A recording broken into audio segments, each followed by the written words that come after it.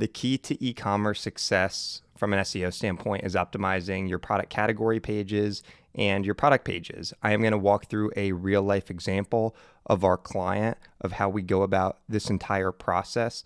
It's going to help you from a critical thinking perspective and also going to help you deploy the right e-commerce SEO strategy for your business. So let's dive into it. Let's start with a product category page. It is a gateway page that houses all of the products for different categories. So on our client's site, above all equipment, if you go to shop, you'll see the different categories, scissor lift, boom lift, telehandler, within each respective page. So here I'm on scissor lift.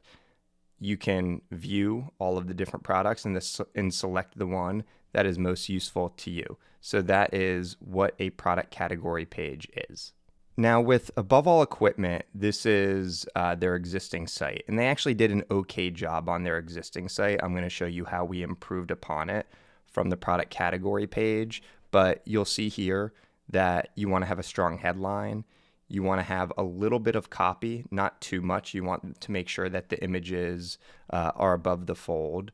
And then there is an opportunity below all of the images to have useful content, and that's where a lot of people fall short. So a lot of product category pages, they just list out the images, but there's no SEO optimization. So remember, there is an opportunity for content above the fold just a little bit, which serves as a teaser, and then there should be more content below the fold. Now I want to walk you through the tactics that we used for this client to enhance their product category page. So the client is the product expert, and what we always try to do is leverage the client's expertise because that is going to provide helpful and useful content. So what we do is we analyze the client's product category page versus two competitors that are ranking at the top of Google, and we ask in AI software, we use Claude, what are missing components on this page that our competitors are incorporating onto their page. And then we get a list, and we obviously look over the list. There are some things we might add, and then we come up with this list to provide to the client. So just some examples. Can you provide 3 to 5 customer testimonials? Do you have any photos of customers using the scissor lift? What are the most common projects or industries your scissor lifts are used for? I don't have to go, and then we go down here to FAQs. What are the top 3 questions customers ask, so on and so forth. So we go through this extensive questionnaire with the client. A lot of clients are not great at filling out this information, so we'll just interview them during a 60-minute call. But we ultimately gather this information because we want to enhance the product category page. After getting all of the answers from the client for the product category page, we then create an AI mockup. Again, we like to use Claude. This is then a visual layout for how the page should be laid out. So you'll just see a cleaner layout than the original product category page. So the first one just had scissor lifts and went into some descriptive text. You'll see here there's less text and just more hard-hitting bullets. It then obviously goes into the product selection, but then you scroll down, and what we felt was missing on the product category page was determining what type of scissor lift you need. And all of this content were questions were answers from the client. Why choose above all equipment?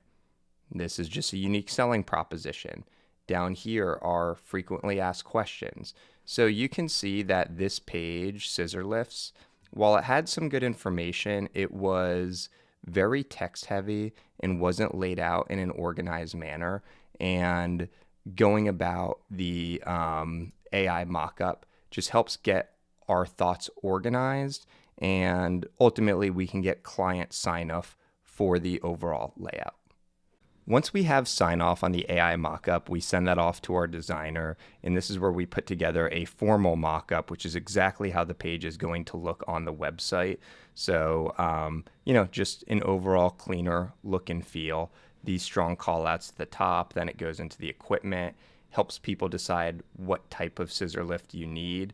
Again, a lot of people have product category pages, so this unique content helps differentiate it. why choose above all equipment, and the FAQs. So there you see the entire process on the product category page. It goes from the questionnaire to the AI mockup to the actual mockup, and then it goes into development. So we have now covered product category. I am now going to dive into product pages, which follows a similar path, but let's dive into that. All right, here is the product page on Above All Equipment. This is the brand new Skyjack. This is the current site, and we are working on revamping this to improve SEO. So you'll see here, very text heavy. There's a lot of images, and they're all, they show like different angles, but they're all in the same setting. Not a lot of descriptive information about the product, and limited additional information. And there's a video, but the headlines aren't great. It goes into related products. So very image heavy, not great overall organization. So how do we exactly improve a product page? Very similar to the questionnaire for the product category page. This we put together in a Google Sheet. You'll see that after doing our research on competitors, there was a lot of information missing from this page. The weight, the platform size, the platform height, the power type. So we put together these questions, and we got a lot of this information from the client.